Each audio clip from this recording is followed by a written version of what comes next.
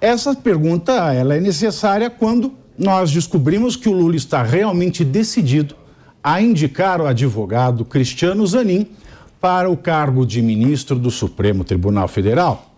Em reunião reservada com a presença de empresários, Lula afirmou não estar preocupado com possíveis repercussões negativas por escolher o seu próprio advogado para ocupar a cadeira do ministro Ricardo Lewandowski, que se aposentou do STF.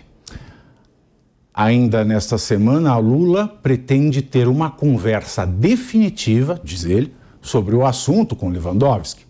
O candidato favorito do ex-ministro é o advogado Manuel Carlos de Almeida Neto, que trabalhou na Corte e no Tribunal Superior Eleitoral.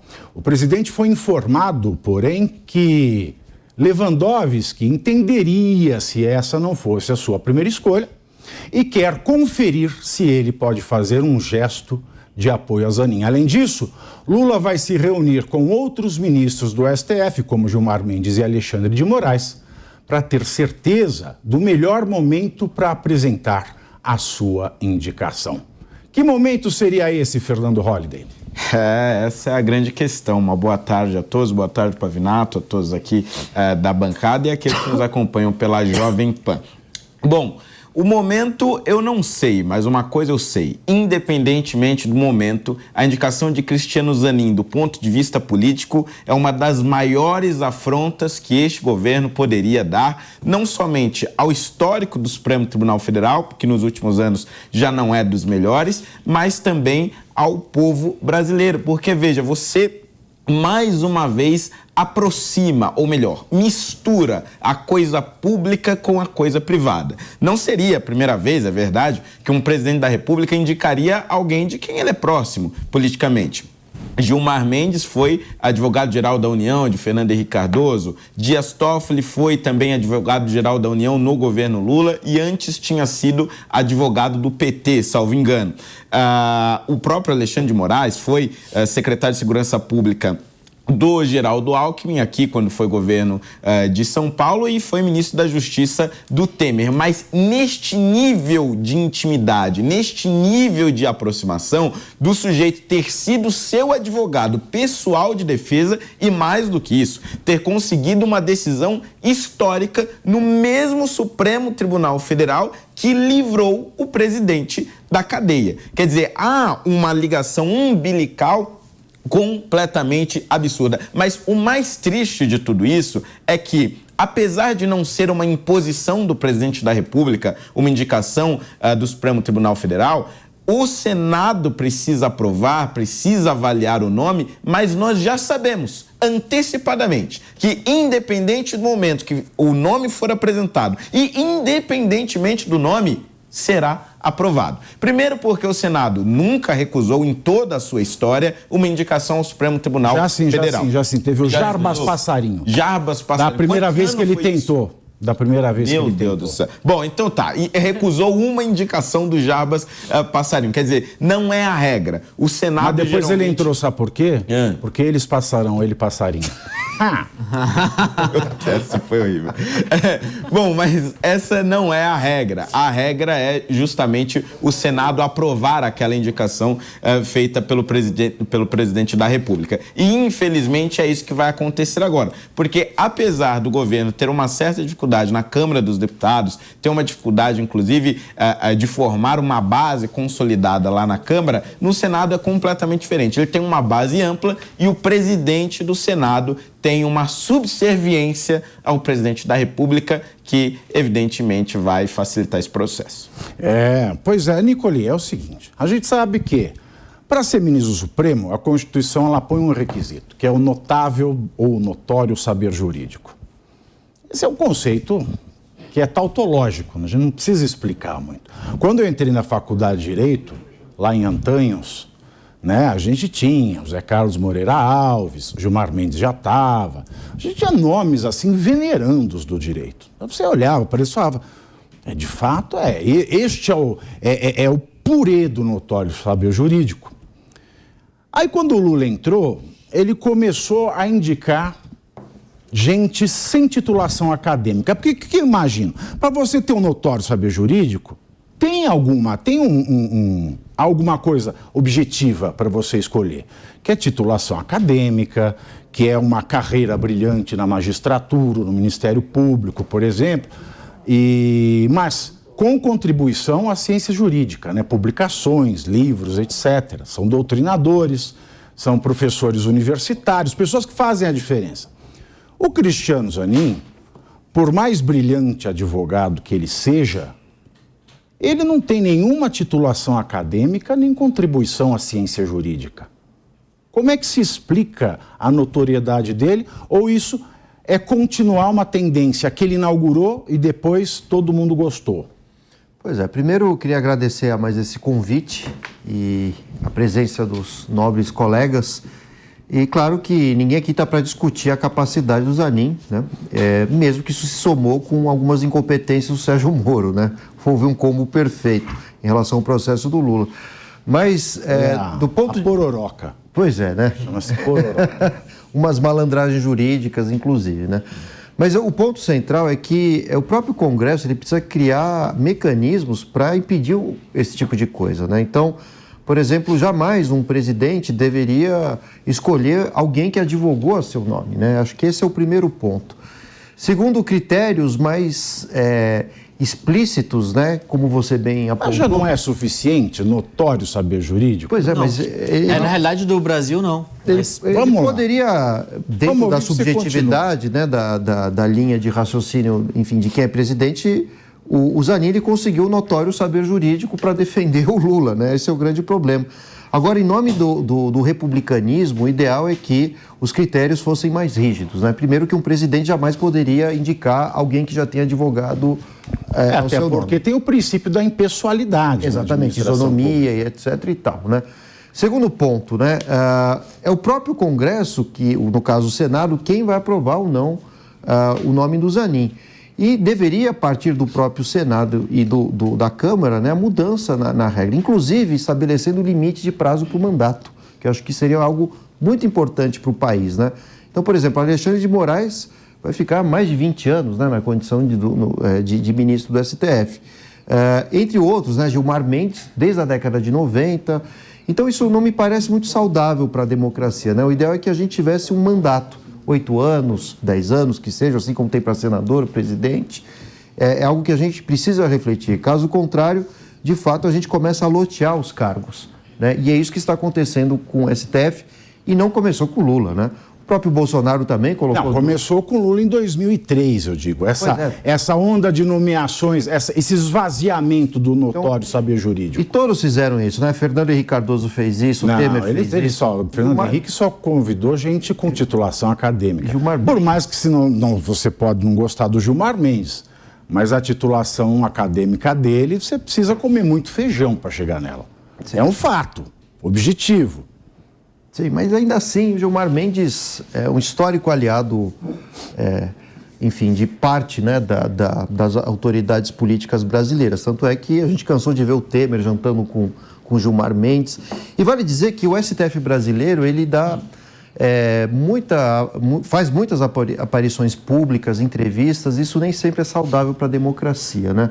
Nos Estados Unidos é muito raro a gente ver membros da Suprema Corte dando opiniões para meios de comunicação, e me parece que no Brasil a gente desvirtua muito o papel do STF, né? Ele tem muitas funções políticas, quando na verdade, desde Montesquieu, que criou o Poder Judiciário, o papel dele é apenas observar se os outros dois poderes, tanto o Executivo quanto o Legislativo, estão agindo conforme a lei. Mas aí veio o constitucionalista de 88 e fez esta Constituição que o Roberto Campos, avô do Roberto Campos Neto, fazia várias críticas.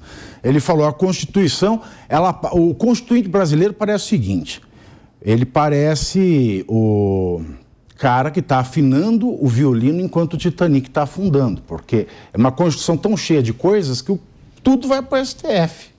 O que você acha dessa indicação, Daniel José? Olha, O que você acha, eu já sei. Foi uma pergunta retórica. Exato. Bom, boa tarde, Pavinato. Boa tarde a todos os colegas aqui da mesa e todos que nos acompanham aqui na Jovem Pan. Bom, o que eu acho é muito claro, né? Uma nomeação absurda, né? Ninguém deveria aceitar. Seja, assim, pessoas que pensam mais pro espectro político da direita ou da esquerda, não importa muito. Ninguém deveria aceitar uma nomeação como a do Zanin pro STF. Como já foi dito, foi o advogado criminal do Lula, defendeu ele durante o período da Lava Jato e, obviamente, criminal civil dele e de toda a família. E de toda a família. Então, assim, obviamente tem conflitos de interesses claros. Existe uma crítica por parte da sociedade, uma crítica que procede de que o STF já tem um aspecto excessivamente político. E muito pouco técnico, como deveria ser a sua função e como funciona a Suprema Corte americana.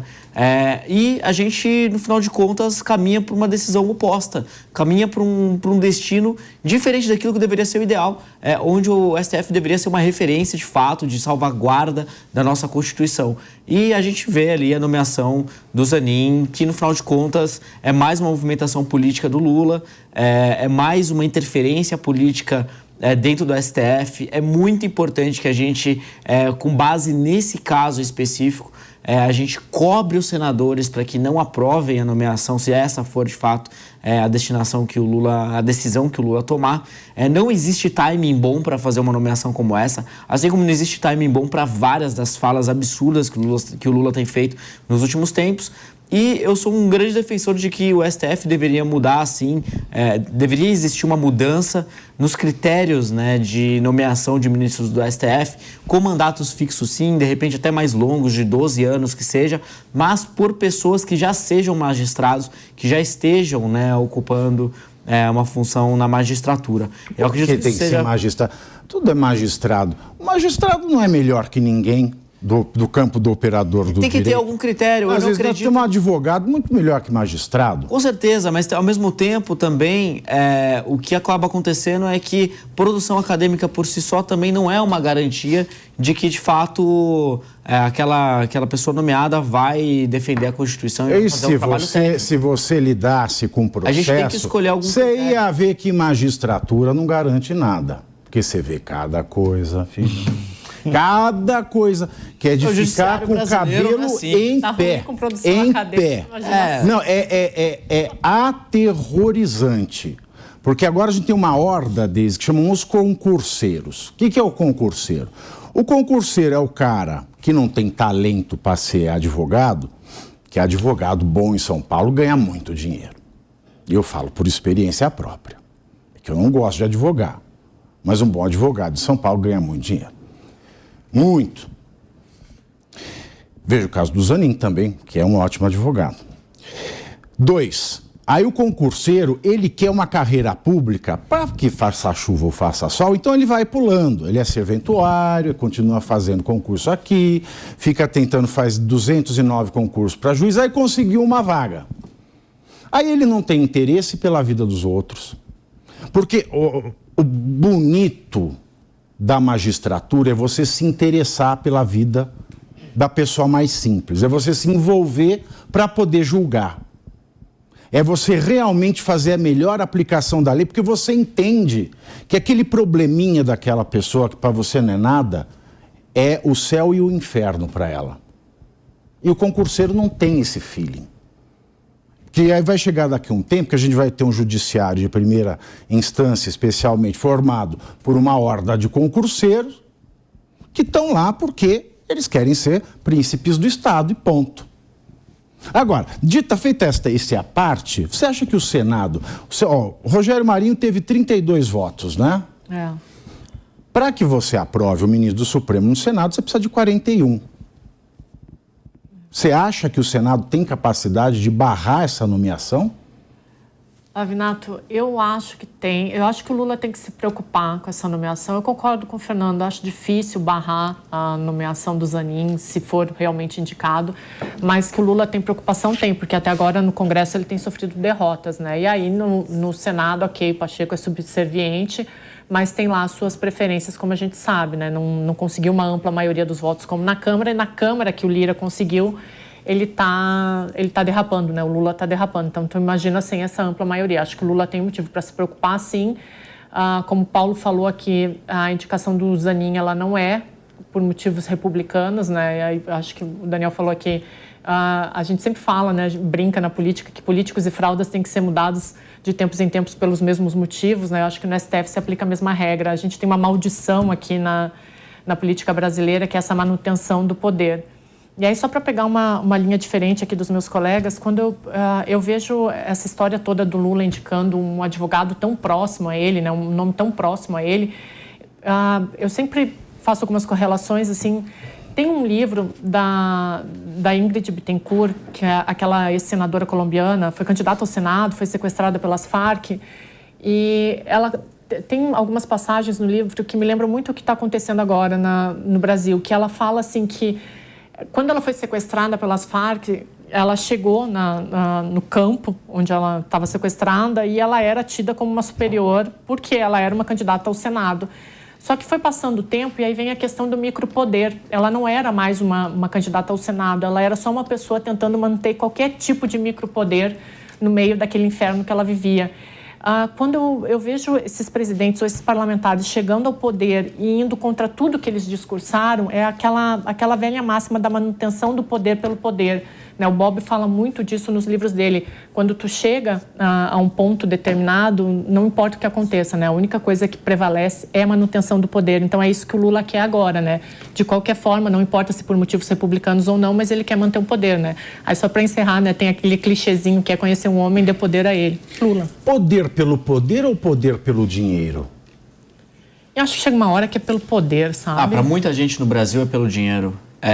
Infelizmente, a realidade, pelo menos do que eu vi como deputado estadual em São Paulo, é que muitas pessoas se envolvem na política como uma forma de se enriquecer e de cuidar da própria vida, ao invés de servir a sociedade, né? E é tá diretamente ligado com o problema que você mencionou agora há pouco, Pavinato, que é o dos magistrados que também não ligam para a vida das pessoas.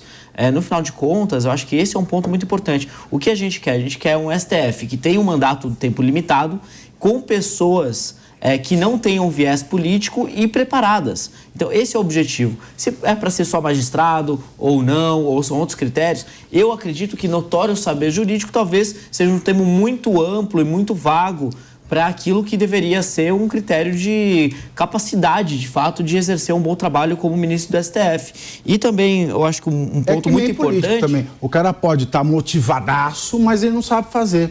Exatamente. Mas se ele não sabe fazer, nada é feito. Mas tudo isso é reflexo de um problema maior e muito mais profundo que existe no Brasil, que é a inexistência de uma gestão de recursos humanos no Estado brasileiro. A reforma mais importante que o Brasil precisa passar, do meu ponto de vista, disparado, é a reforma administrativa. É claro que é uma reforma que está muito longe de ser discutida. São 12 milhões de funcionários públicos no Brasil. Uma parcela considerável da população brasileira depende direta e indiretamente dessa renda aí, das famílias que têm funcionários públicos. Mas é um absurdo que, num Estado tão grande como o brasileiro, não exista políticas claras de gestão de recursos humanos, com carreiras bem desenhadas, com critérios de desempenho como fator de promoção, com uma melhor maneira de se contratar funcionário público, com regulamentação de demissões.